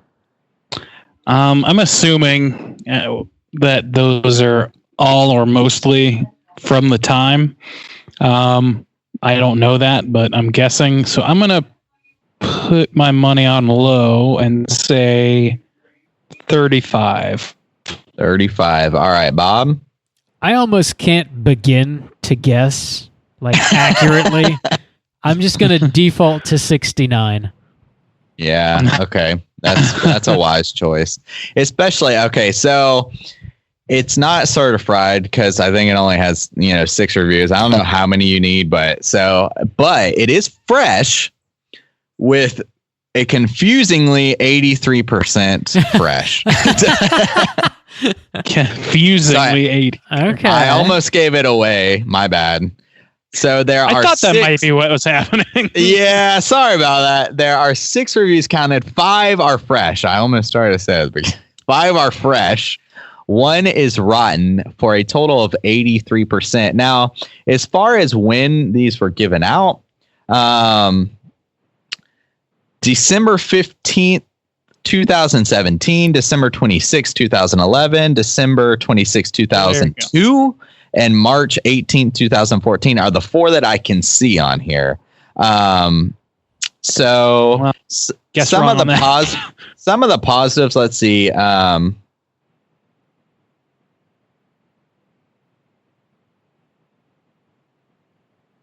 None of these actually make sense. I'll read one which clearly doesn't make sense. Even before Halloween, there was Black Christmas. It's like, That this doesn't isn't have Black anything to do with Christmas. Christmas Eve. Great. You know what's the best review of a movie? Mentioning 2 other movies. Also, Here's my review of Jaws. There's Man, Close Encounter of the Third Kind and Indiana Jones are great movies. None of these seem applicable. I don't know what's going on. So, overall, though, 83%. Maybe there's a fuck up on right. I don't know. Whatever. It's hard to justify 6 reviews, anyways. So, and I don't even see the one rotten. It's not listed on here, so I don't know where that is. Tomatoes is fucking the dog on this one. Yeah. Fucking the Rudolph. So let's hop over to the audience score. Like I said, there's only 2,107 reviews on this. So let's go backwards. Rob, kick us off. I'm going to go with something obnoxiously high. I'll go with a 90. 90. All right, Randy. 80. 80. This one is impossible to pin down. 31. Damn. 30, What? 31 from the audience score with an average rating of 2.7 out of 5. So I don't know, man. I don't know if that's the impossible. average, and yet the Rotten Tomato score is in the 30s. Well, I think though, even if okay, if the it's only average rating is 30% 2.7 out of 5, exactly. So if you rated this, so Bob rated it a 2.5, I think that would be considered rotten. So I think 31% of the people are like, it was mostly rotten scores, but even if you scored it at a 2.5, that's rotten. So, Right. so It's that a C drops the movie. overall. Yeah. So the average rating is a 2.7 out of 5. So we rated it a little bit higher. But yeah, I mean, yeah, it's a C movie, like you said. So yeah, that's old Christmas Evil. Cooters. What do you think? Oh man, drop it, Bob. Let me do it. Cooter of the week. Let's talk about Cooters. I have a vote for sure. Okay, Oh. vote it. Oh, I'm going to go with Harry's brother. Fucking Cooter. Harry's brother's the Fucking cooter. Why cooter. do you think Harry's brother's the cooter? I think he Wow. is the Cooter because he's like he seems to be moderately manipulative, like when he's talking to his brother, like the tone and things that he says are like very negative. Like Okay. when he speaks to his brother, and also when he's speaking to his wife about his brother, like I think kind of when we're first introduced to his brother as an adult, he's talking to his wife and she's like, take it easy on Harry, whatever. And he's like, well, he's just such a loser. Like, I just don't even think anything I say to him is going to be the right thing. He's just like such a loser. Like he just He like really hates his fucking brother. comes Yeah, he down does. on his brother so hard. And then of course when his brother comes over in the end, he just fucking like tries to murder him immediately. Like he yells at his kids on Christmas Day. Like nothing that he does is like positive in any way whatsoever. And we just like, you get that shot of him just like doing push-ups shirtless. I don't know. he comes off as such a fucking cooter to me. I'm not into him. Yeah. I could see it. I think it's hard to not give the cooter of the week to Harry, though. Like, Yeah. That's I mean- understandable. I don't know. I think Frank sucks, but sure, yeah. but he doesn't spy on children. Yeah, or his brother and his wife banging it out. I mean, that's a sexual Yeah. deviancy. You got a sexual deviancy on lock. I mean, watching your brother bang it out is not cool, man. That's not chill. Yeah. Also, watching I I mean, it's not shown, but it's kind of implied a little bit. Like he's watching this, I don't know what, like 10-year-old kid look at a penthouse. And even though like you're not like the kid's not like, you know, he's not jacking it, but I mean, the implication is there. I mean, what kid just like reads a penthouse? He's like, not jacking. I didn't think about that, but that's a fair point. Yeah. So, I mean, the sexual deviancy is certainly on point here. And you gotta hit him with the attire. He's got this like mink coat fucking custom Santa Claus suit that gets all fucking dingy and shit he tries to. I think he did a good job on the suit. I think it's a positive. Obviously, he gets like stuck in a chimney and it gets all dirty. But before that, I think he did a pretty good job making it. When you are a person who spies on children and you dress as Santa Claus, the Santa Claus costume's a negative. Yeah, I think that's the thing. It's all about the implication. I'm alone in my principles today. I see. Okay. Principles might be alone for sure. Also, I think just in his psychosis, it's not as strong as like some other, like just independently. I think it's because of his psychosis, but he's got like the arrogance of a crazy person where he's like, you people can't understand me. Like even the whole like tune thing and him like kind of going on a rant to that guy, like these kids need those toys. Like you're not doing it. Like he's like kind of talks down to everybody, and he like even his like coworkers, like. You know, we're not he's not manipulative, but he's got kind of that psychosis arrogance where he's like, you just can't see it the right way. You can't see it like me. Like we're making shitty toys for the kids. Doesn't that matter to you? Like he's got this kind of like arrogance where he takes pride in his work. Yeah, his work is murdering people. He takes pride in it. Spying on children. Maybe we got the Cooter brothers. Let's combine them. The Cooter brothers. Well, they said the family definitely Cooter brothers. Even with the dad whispering into the mom's vagina. I mean, that's that's not a standard. Hey, they're married. They can whisper into whatever orifice they want. Yeah, they can. But it's just a little off. But so maybe there's just some. Merry Christmas. There's just some there's some tendencies maybe in the family. It's in the blood. I'm gonna dip you in some milk, girl. But Harry's definitely got to take the cooter cake. But I could see the tendencies in his brother as well. It's a cooter.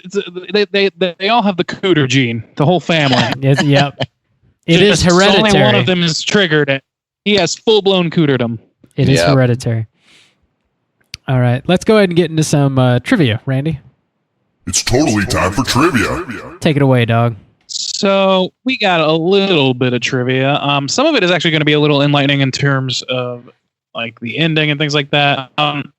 Let's just start right from the beginning. The director, Lewis Jackson, came up with this basic idea. You're never going to believe this. This is the most insane, the craziest trivia I've ever read. I did not see this coming at all. Okay. Prep yourself. Okay. Right. Director Lewis Jackson came up with the basic idea for this film after smoking marijuana one night during the 70s and seeing a vision of Santa Claus holding a knife. Wow.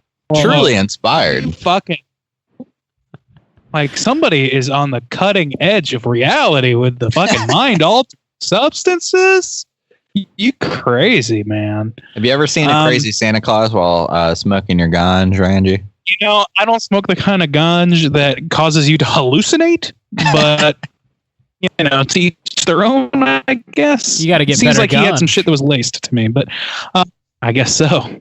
Let's see. When Harry slips on the street running from the mob, he really did slip, and Lewis Jackson left it in the film. He eats shit, by the way.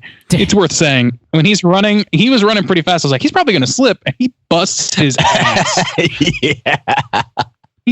He's like another cartoon character moment, by the way. I love that he was just like, we're using that. Because it does, like, it fits consistently with some of the other, like, specific choices that they've made in the film. Like you said, the cartoonish kind of thing. He's a little hapless. He's a little hapless, and he's running around like Scooby-Doo, and he's just trips over himself with a slapstick moment in the middle of a fucking mob scene.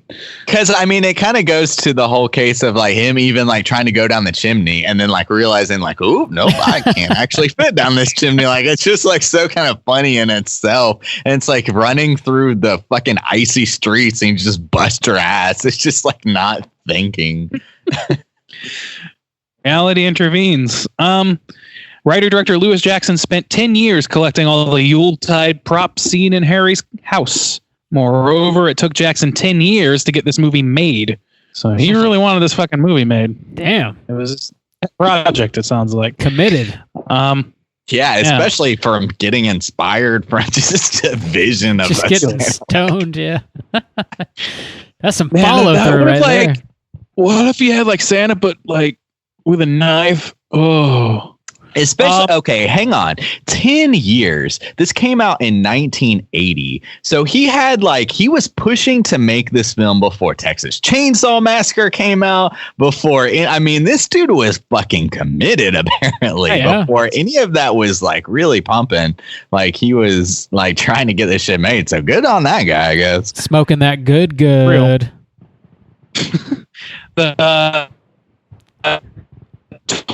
You're was owned by the producer R. Pressman, and many of the crew members doubled as. Oh, great! Am I back? Yeah, you're back. Yeah. All right, cool. The toy factory Harry worked at was owned by the family of the producer, Edward R. Pressman. Many of the members doubled as extras. The factory workers. Gotcha. Yeah. Am I coming in clear? What's going on? You are now. Yeah. You're touchy. You're a little spotty. You're a little touchy. Yeah. All right. Well, we'll try it anyway. John Waters recommends this as his favorite Thanksgiving and Christmas themed film. John Waters. That makes perfect fucking sense, doesn't it? Yeah, it does. Let's see.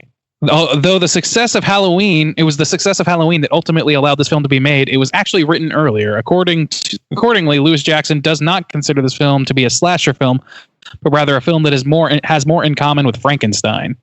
Which is pretty obvious how that lines up. And then, while many people think Harry does in fact fly off at the end, apparently, he actually just drives off the bridge and kills himself. The explosion is heard, but people mistake it for the sound effects of Harry's brother rolling down the hill into boxes. Easy to confuse, obviously. Yeah. Those two sounds. Oh, there is an explosion sound?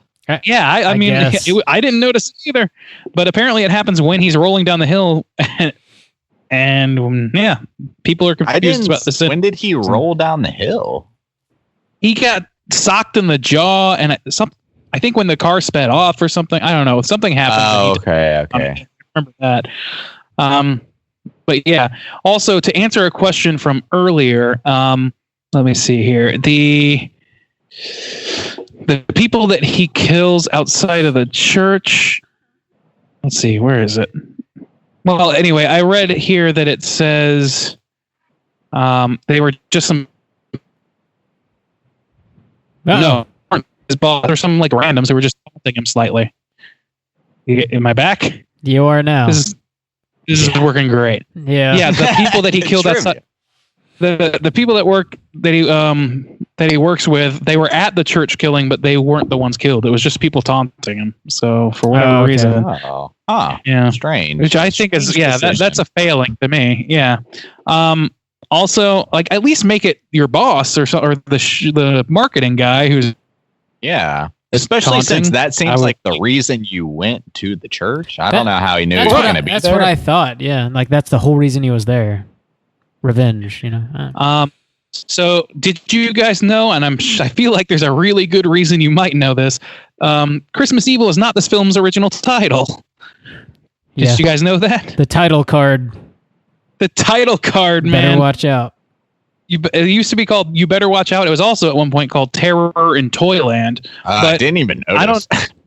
Dude, I don't know. Like I noticed, right? Like on the title card of the movie that we watched, it says Christmas Evil and an entirely different, more modern font, and then it fades away to reveal just for like a split second the original title. Like there's like a frame or two where you can see You Better Watch Out on screen. It's like the shittiest editing in the world. The copy I have did not say Christmas Evil at all. It just said Better Watch Out. Like, oh, really? That's all. The one I watched says Christmas Evil in like some defont.com fucking face. Actually, now and then it just was like one of them fades and like shows. candy cane shaped. Was Better Watch Out maybe candy cane? Maybe not. I think it was just solid red lettering. I seem to maybe remember that briefly and just thought maybe it was like a tagline, you know, like Christmas Evil, you better watch out, and probably just dismissed it as like whatever. Oh my God, this is hilarious. I'm looking at the poster for this movie, for Christmas Evil, as it was called in this particular poster. I don't know which release this was, but the poster says Christmas Evil, and the tagline, this is so fucking hilarious. The tagline is, "The night he dropped in." I love how terrible that is. They are just aping Halloween so hard. It's The night he dropped in. fucking funny. Even at the top of the thing, it says first came Halloween, then Friday the 13th, and now this Christmas, you better believe in Santa or he'll slay you. Oh, this is a great poster. Good job. Good job. I love that guy. this dude just breaks into people's houses. Yeah. Me too, man. It's just like you have this like wonderful mythos of a kindly person, but this kindly person, if taken purely for their actions, is a fucking creepazoid. I love it. Great. That's it. That's it? Okay. Yeah. It's like Was that not clear? I'm sorry. No, it is very clear now. Gotcha. All right, let's go ahead and round the show out with some horror news real quick. Bam. Extra, read all about it. All righty then. So there's AMC has a show called The Terror.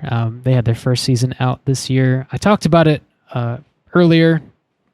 It's like a mini series that was renewed. Basically, it's like a turn of the century type deal. Like it's people trying to find a route from like India, and they get like locked in the ice. Like they're on their boats, and the boats get like locked in the ice, and then there are these monsters that kind of like come around and start picking people off one by one. Anyways, it's a good show. It was renewed for a second season. The name of one of the boats in the first season is called The Terror. So the second season is going to be set in World War II. I don't understand exactly how it's still going to be called The Terror, or if there's just going to be like, you know, a submarine that's called The Terror in World War II. Or I don't know how they're going to do it. Anyways, George Takei is going to be starring in the second season, which is interesting. He's going to be playing a former fishing captain and community elder. Set during World War II, the second season follows a series of bizarre deaths that haunt a Japanese-American community and a young man's journey to understand and combat the malevolent entity responsible. It's going to be another 10-episode series, and it's going to be airing sometime in 2019. So, damn. Cool. That sounds really awesome. Yeah, I remember you mentioning it before, saying you liked it. Yeah, I like the first season a lot. It's like it's very much it's like a slow mover. Like you kind of get engrossed in the characters. There are several like really good, well-drawn characters, and then the monster sort of comes towards the end, and the monster doesn't like fully deliver, but the characters are like so interesting. I personally didn't care that much. I don't know. I really, really enjoyed it. So, you know, it's produced by Ridley Scott. It's got kind of that like alien vibe, you know, except they're not on a spaceship. They're on a boat that's stuck. So there's a lot of like slow moving, you know, dialogue heavy scenes. I enjoyed it. It's good. Watch it. Watch it, people. The Terror. The Terror. I feel like I think George Takei's parents, I want to say, were both in Japanese internment camps during World War II. So I'm willing to bet there's going to be some of that in there. I hope that's right. Otherwise, that sucks that I said that. But I think that's right. Hopefully. If it's wrong, at Randy, at him. Yeah. Slide in I the will DMs. apologize. Next up, James Wan has been running his mouth. Running it. So he's talking about a bunch of movies that he's not directing, just producing. So The Conjuring 3 is obviously happening because Conjuring 2 made a lot of money, and the plot details have kind of been leaked, I guess. So James Wan goes on to say it's not necessarily based on an artifact like the previous movies, but it's based on one of the Warrens' case files. In it, there's a gentleman who's on trial for committing a murder, and apparently this guy is locked down in history as like the first time an American used like being possessed as a reason for murder. So it's not a haunting. It's not like a creepy doll. It's not the Crooked Man. It's like this dude who apparently was possessed and committed a murder. And it's the Law and Order Paranormal Unit sort of shit. It's kind of coming across that way. It's the dude who directed The Curse of La Llorona, which was also produced by James Wan, is going to be directing The Conjuring 3. I haven't seen that movie. I don't really know if it's good or not. It had a trailer that was all over the theaters, which was basically just like a scene out of the movie, which I like. I like when they do that, and there's like solid tension in that scene that they use for the trailer. But it also kind of left me with this very generic, ghosty movie feeling. It didn't inspire me. Why were you saying like James Wan is running his mouth? Is he like talking shit or? No, he's talking about this movie, and he's also talking about the next thing that we're going to be talking about. He's talking about a lot of stuff. He's just talking. He's not like shit talking. No, he's literally just running his mouth. He's talking about a lot of stuff. Oh, yeah. Well, that's got some connotation to it, like running in your mouth. It's like a negative. Okay, I was like, damn, what's he saying? I thought he was like talking shit about somebody or something. No, he's not talking shit. Real quick interjection. I was wrong about George Takei, but not in a bad way. It was him. It was fucking him who was in an internment camp. I didn't realize he was that old. He's in his 80s. Holy shit! Oh, I didn't realize he was that up there. But damn. So yeah, it was he who was in an internment camp. So obviously he's got some shit to say about it. Interesting. Anyway, even then he would have had to been pretty young, right? Yeah, he had to be. I'm looking at it was during World War II, so 42, let's say. Yeah. He was born in 37, so he was like under 10, probably. Yeah, wow, 6. Super little. Yeah, damn. That's hardcore. So we're getting The Conjuring 3. It's I'm not really that interested in it because it's not directed by James Wan, honestly, and it sounds kind of lame. I don't know. So far, I'm not very. Anybody who's excited at this point has not seen The Nun, so yeah. I'm not. Wouldn't have been excited anyway because Conjuring 2, man, didn't do it for me. I liked it. I know you guys did, but I don't like Elvis that much, and I didn't like that movie. So the next news article, Annabelle 3. Annabelle has already caught up to the fucking Conjuring. James Wan's talking about Annabelle 3 as well. So he goes on to say that Annabelle finally comes to the Warrens' home. So by that very nature of it actually being in the home, the story feels more like a Conjuring film. So it sounds like the new Conjuring movie isn't really going to be much of a Conjuring movie, and the new Annabelle movie is going to be more of a Conjuring movie.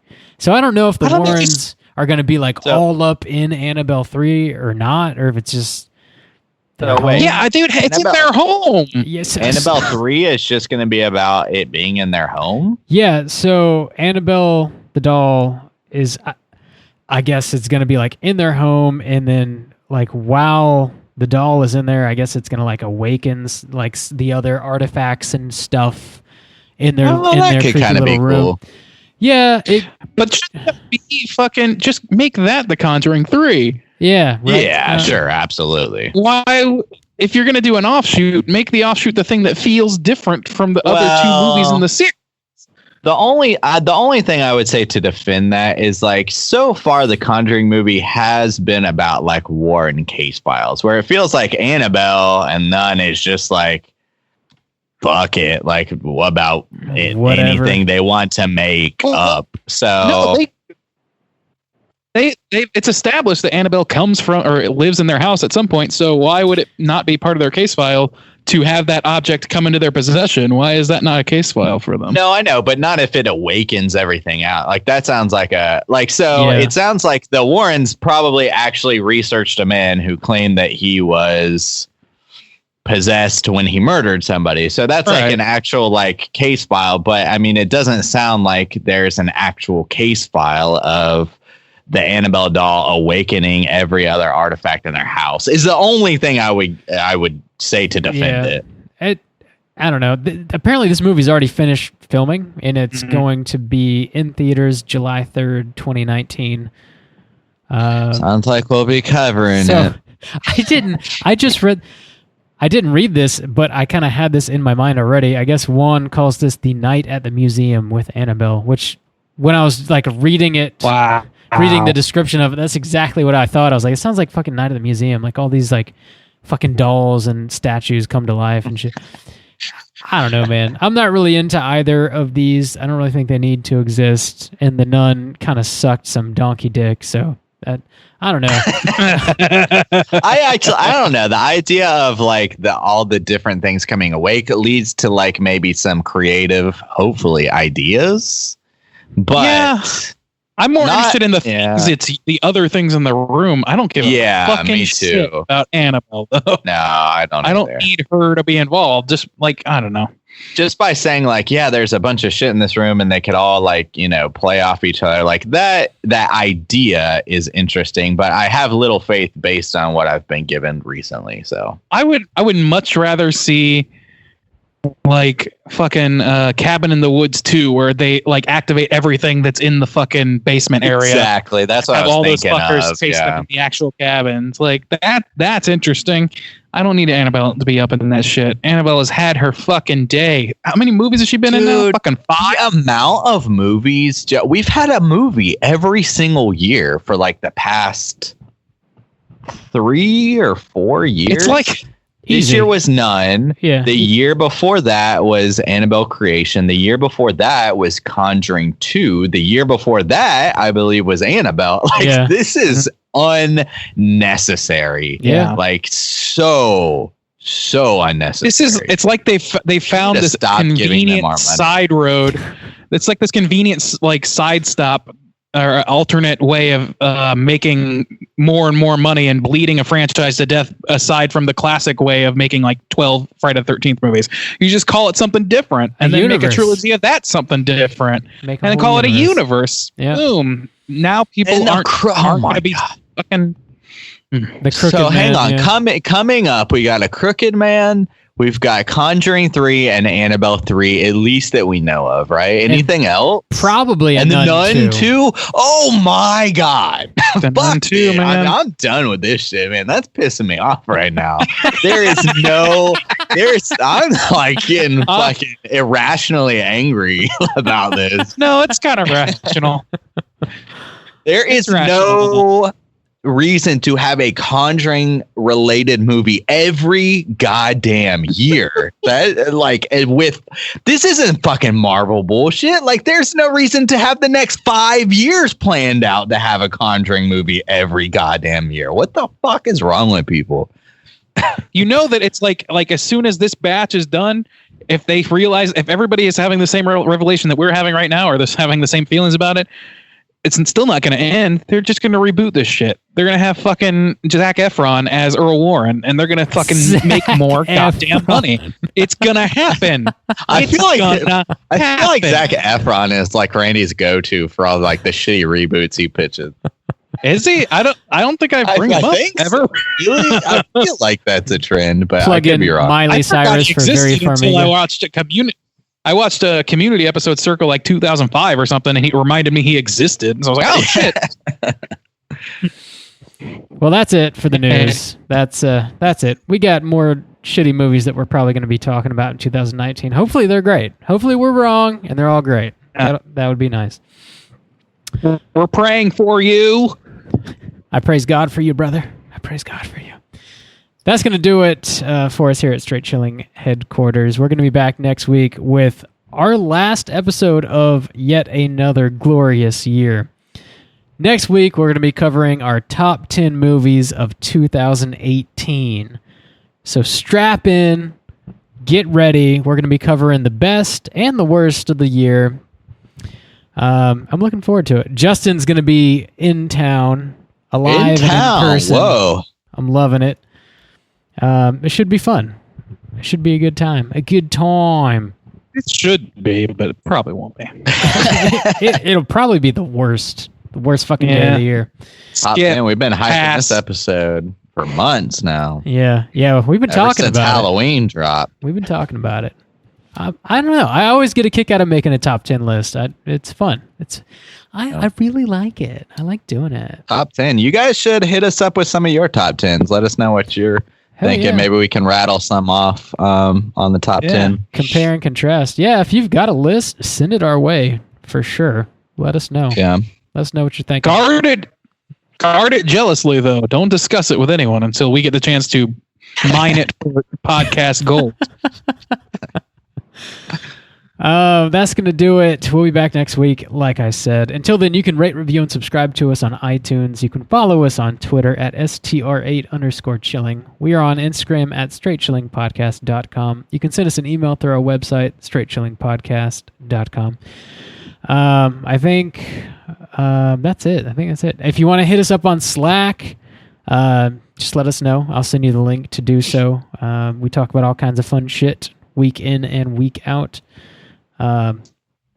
Subscribe on YouTube. Yeah, subscribe to us on YouTube. So that we can start pitching YouTube at the end of this. Follow us at YouTube. Actually, have a link, yeah. Until then, you just have to search Straight Chilling Podcast on YouTube, and then you'll find us. Yes.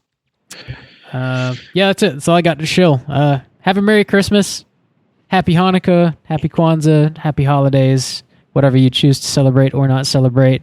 Enjoy yourselves. And until next week, as always, all you mother truckers, please keep chilling.